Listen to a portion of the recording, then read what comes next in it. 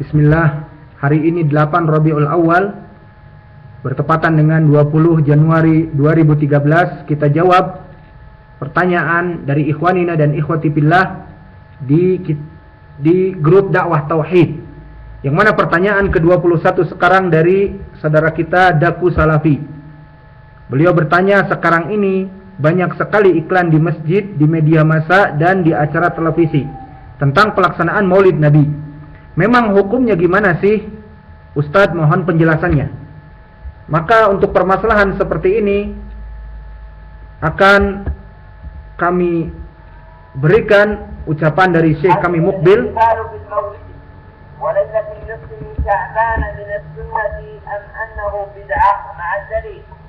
الاحتفال بالمولد وهكذا ليلة النصف من شعبان وليلة 27 من رجب على أنها بناء على أنها الإسراء والمعراج ولم يثبت هذا. ثبت الإسراء والمعراج ولم يثبت أنه في ليلة 27 من رجب. ويوم الهجرة وعيد الثورة كل هذه بدع ما أنزل الله بها من سلطان. Maka ditanya Syekh kami Mukbil Ibnu Hadi rahimahullah, apa hukumnya melaksanakan pesta Maulid Nabi dan Nisfus Sya'ban? Maka dijawab oleh Syekh, pesta Maulid Nabi Muhammad sallallahu alaihi wasallam dan juga Nisfus Sya'ban, dan ditambah oleh Syekh dan juga 27 Rajab, yang mana mereka meyakini bahwa pada tanggal tersebut dulu Nabi Muhammad SAW di Isra dan Mi'rajkan, maka tanggalnya tidak sabit tetapi Isra Mi'rajnya sabit. Dan begitupun pesta tentang perayaan hari hijrahnya Nabi Muhammad SAW, dan juga pesta hari kemerdekaan negara-negara kita misalnya. Maka kata Syekh, ini semuanya adalah bid'ah jika dilaksanakan dalam peribadatan, maka ini hukumnya adalah bid'ah. ورب العزة يقول في كتابه الكريم: اليوم أكملت لكم دينكم وأتممت عليكم نعمتي ورضيت لكم الإسلام دينا. وأنت إذا قرأت كتاب الله من أوله إلى آخره وقرأت سنة رسول الله صلى الله عليه وعلى وسلم من أولها إلى آخرها ما وجدت دليلا على هذه البدع. Maka Allah menyatakan di dalam ayat Al-Quran, Al-yawma akmaltu lakum dinakum wa atmamtu alaikum ni'mati wa raditu lakumul islam madina. Bahwa Allah mengatakan, kami telah sempurnakan agama kalian dan kami jadikan agama kalian itu nikmat, dan juga kami telah sempurnakan agama Islam ini. Maka kata Syekh, jika kalian buka Al-Quran dari awal sampai akhir, tidak akan didapati dalil tentang Al-Maulid tadi. Dan juga jika dibuka hadis-hadis yang sahih, tidak akan didapatkan pula tentang permasalahan Maulid Nabi. بل روى البخاري ومسلم في صحيحيهما عن عائشة رضي الله تعالى عنها أن النبي صلى الله عليه وعلى وسلم قال: من أحدث في أمرنا هذا ما ليس منه فهو رد. Dan bahkan Nabi kita Muhammad SAW telah berkata seperti diriwayatkan dari Aisyah, dikeluarkan Al-Bukhari wa Muslim, berkata, man ahdatsa fi amrina hadza ma laysa minhu fahuwa rad. Maka barang siapa yang melaksanakan suatu peribadatan yang mana peribadatan itu bukan bersumber dari Nabi, dariku, kata Nabi, maka amalan-amalan tersebut tertolak. Maka ini ucapan Syekh kami Mukbil Al-Wadi'i tentang permasalahan Maulid Nabi. Maka permasalahan Maulid Nabi, barakallahu fikum, bukanlah permasalahan masalah cinta kepada Nabi. Maka kita ahlu sunnah as-salafiyah yang mengikuti Al-Quran dan sunnah dengan pemahaman as-salafus saleh, orang yang paling cinta kepada Nabi dari kelompok-kelompok al-firaq ad-dhalah dari kaum muslimin. Maka mereka al-khawarij, mereka as-sufiyah, dan mereka as-syiah, dan mereka kelompok firaq ad-dhalah yang lainnya, mereka tidak cinta kepada Nabi dikarenakan mereka mempunyai mukhalafah kepada as-sunnah. Tetapi ahlu sunnah orang yang paling cinta kepada Nabi. maka janganlah dikatakan bahwa jika kita mengatakan Maulid Nabi itu perkara yang bid'ah ataupun tidak ada sunnahnya, kemudian dilemparkan kepada kita ucapan, kamu tidak cinta kepada Nabi, kamu orang yang jumud, beku, tidak cinta kepada Nabi-Nya. Maka kita katakan, jika kita mencintai Nabi Muhammad SAW, maka kita melaksanakan ibadah ini dengan apa-apa yang datang dari Dia. Karena Nabi Muhammad SAW disebutkan tadi, barang siapa yang melaksanakan suatu peribadatan yang bukan dari atasku, maka tertolak. Maka harus mengamalkan ibadah itu dari sunnah-sunnah yang sahihah ataupun dari Al-Quran. Maka mereka yang menyatakan bahwa rasa cinta kepada Nabi itu dengan merealisasikan Maulid Nabi, melaksanakan pesta hari kelahiran Nabi atau pesta happy birthday-nya, hari ulang tahunnya Nabi, maka perkara seperti ini, di mana mereka menumpahkan seluruh hartanya yang banyak dan juga menyewa mungkin auditorium ataupun di masjid-masjid, kemudian mengundang orang, ada makan malam dan sebagainya, maka yang demikian mereka meyakini itu adalah ibadah. Mereka akan mendapatkan pahala yang banyak dan Rasulullah sangat senang atas perbuatan tersebut. Maka untuk permasalahan peribadatan ini, barakallahu fikum, di dalam agama Islam ini, pada dasarnya kita ini diam, tidak melaksanakan suatu peribadatan kecuali apa-apa yang diperintah oleh Allah dan Rasulnya dan dilakukan oleh para sahabat.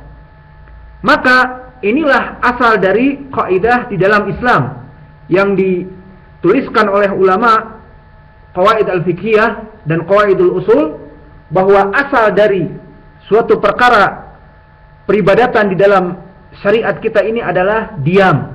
Kita tidak melaksanakan apa-apa kecuali apa-apa yang disyariatkan di dalam Al-Quran dan Sunnah dan pemahaman as-salafus saleh dari para sahabat dan yang lainnya.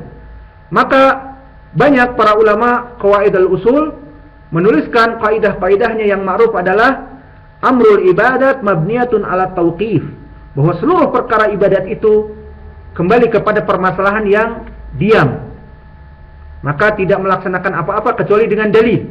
Dan begitupun di kaidah yang lain yang senada, mereka menuliskan al-aslu fil ibadat al-mana', bahwa asalnya dalam peribadatan itu adalah perkara-perkara yang dilarang.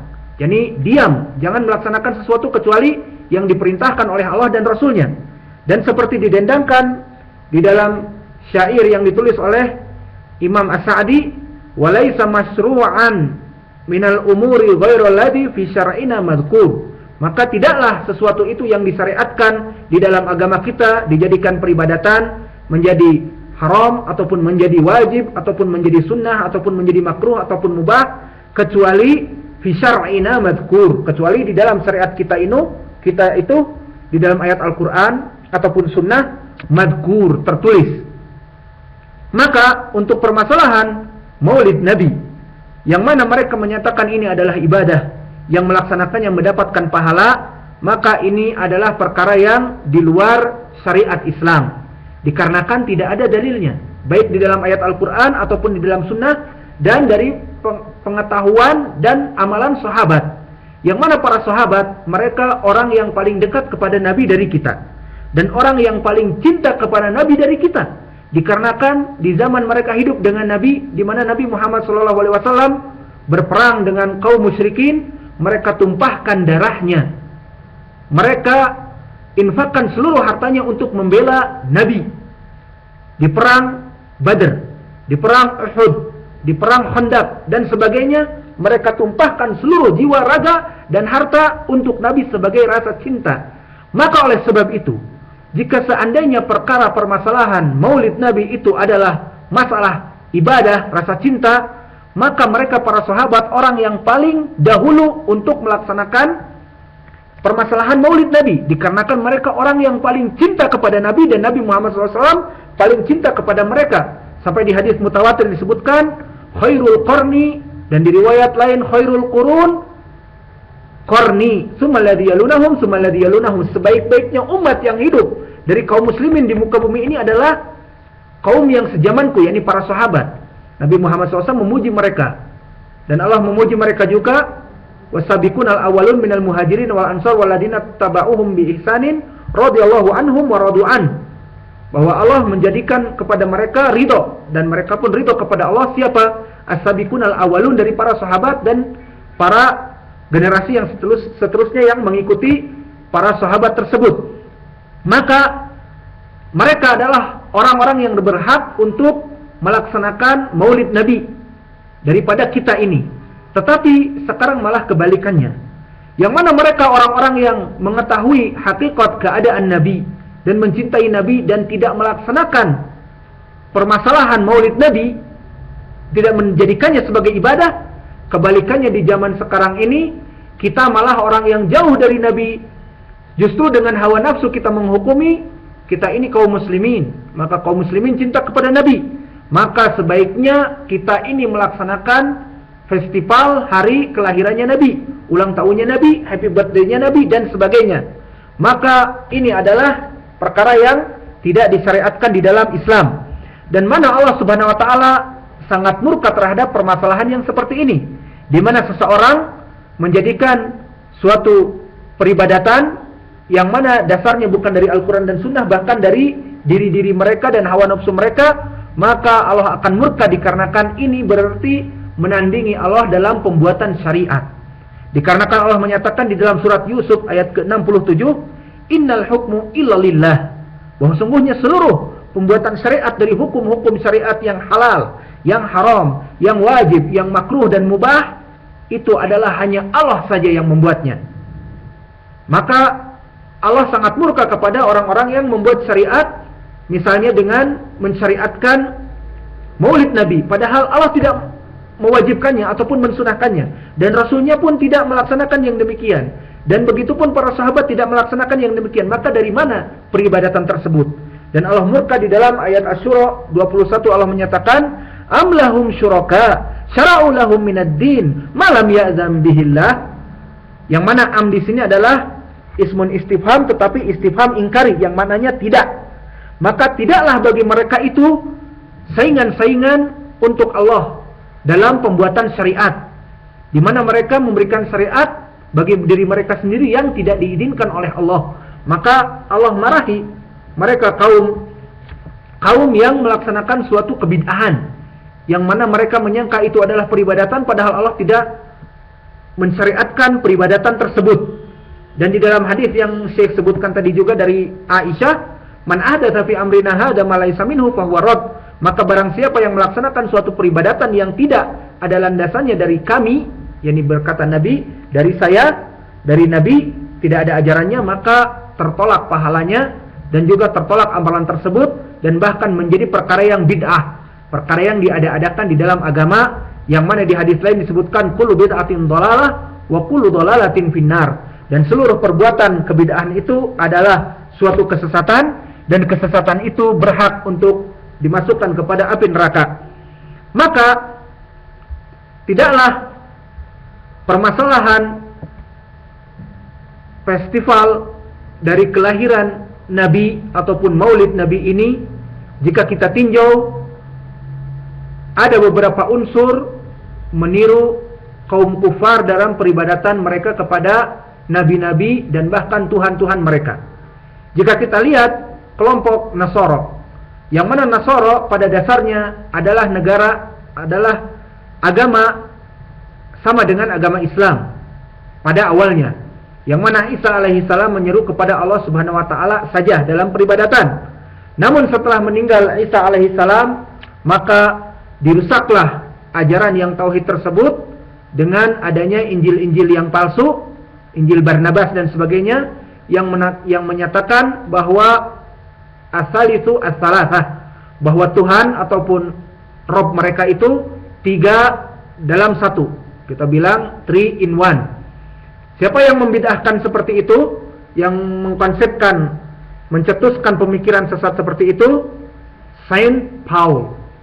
Di Indonesia disebutkan Santo Paulus, pendeta Paulus, yang mana ini adalah pendeta dari kelompok Yahudi yang dimasukkan kepada agama Nasara, yang pura-pura masuk menjadi seorang Nasrani yang katanya soleh, tetapi pada dasarnya ingin merusak agama Nasrani.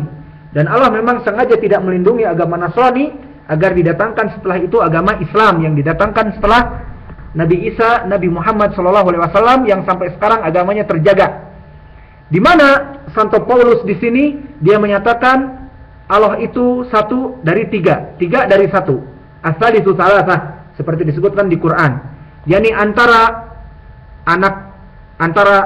Yesus yang mereka sebutkan Nabi Isa, Yesus, dan juga Allah Bapa, dan juga Roh Kudus, dan mereka masukkan juga Bunda Maria. Ini semuanya mereka yakini sebagai Rob, sebagai Tuhan, yang mana bisa memberikan manfaat dan kemudaratan, sehingga mereka berdoa kepada Yesus untuk diberi kerizkian, ataupun diberi anak, ataupun diberi rizki yang banyak dan sebagainya, ataupun dijauhkan dari bala. Mereka berdoa kepada malaikat, mereka berdoa kepada Bunda Maria dan sebagainya. Maka mereka berarti telah melaksanakan kesyirikan dengan mencampur permasalahan kekuasaan Allah dalam memberikan rizki dan menolak bala dan sebagainya.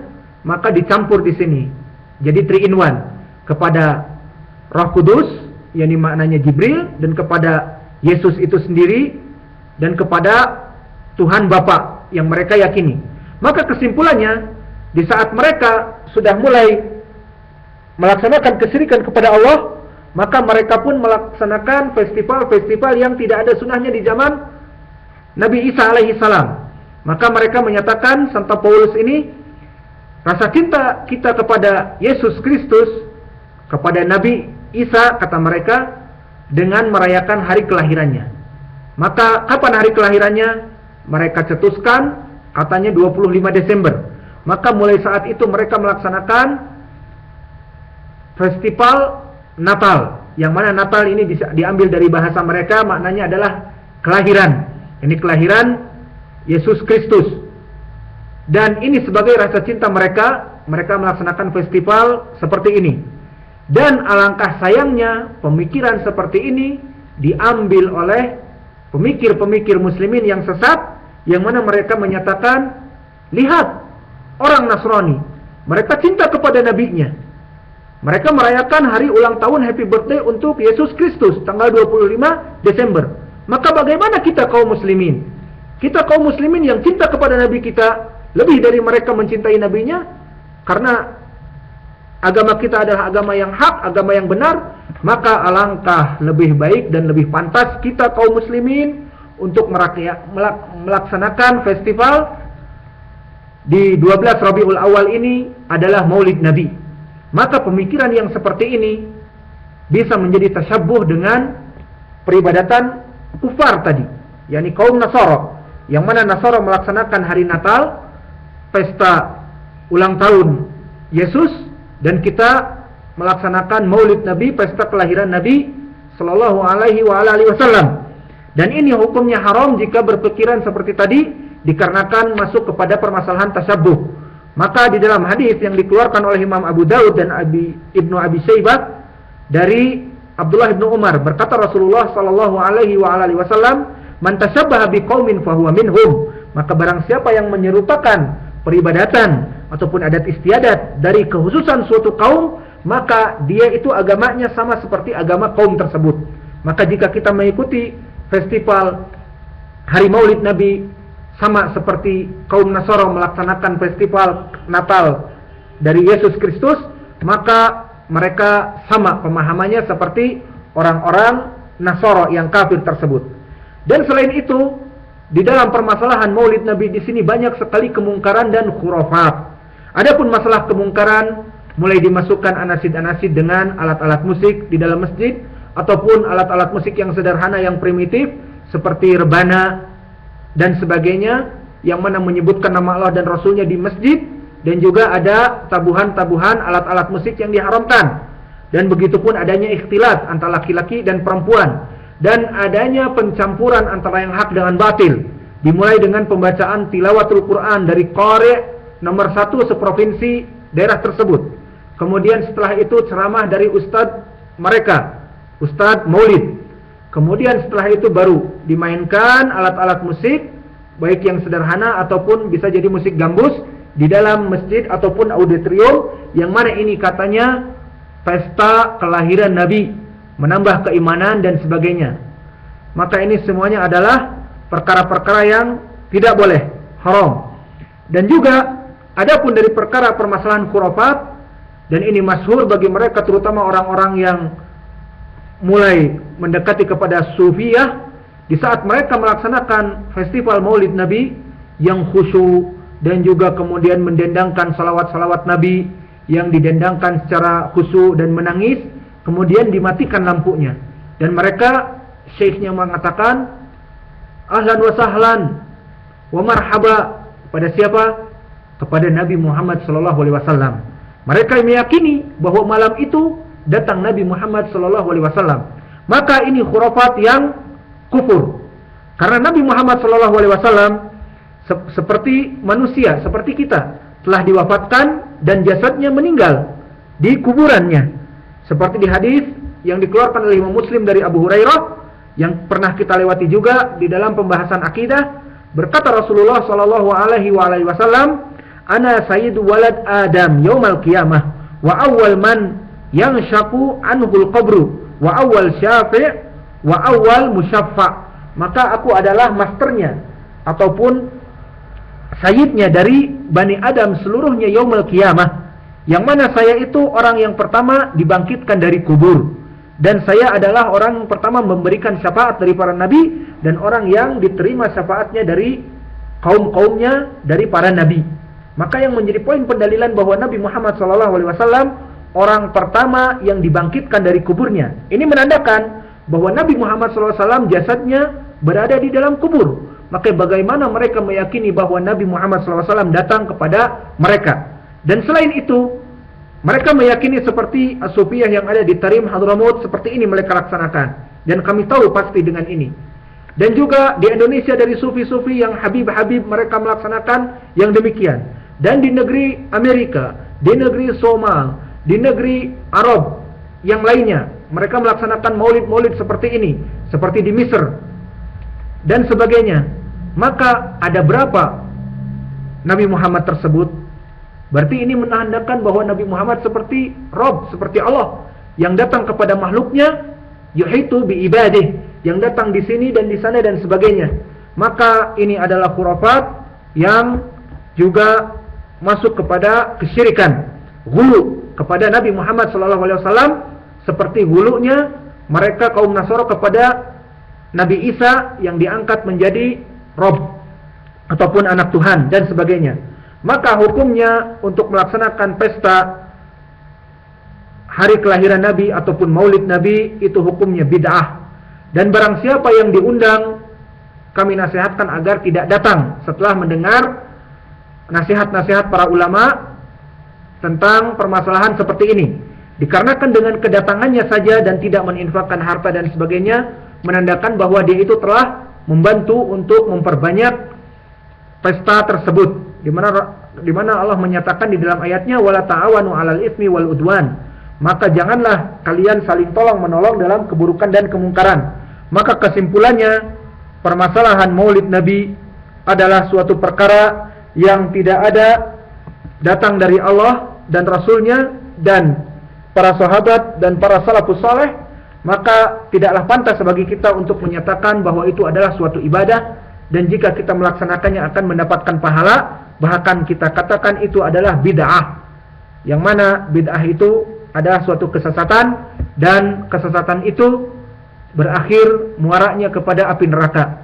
Maka kami cukupkan di sini. Wa jazakumullahu khairan.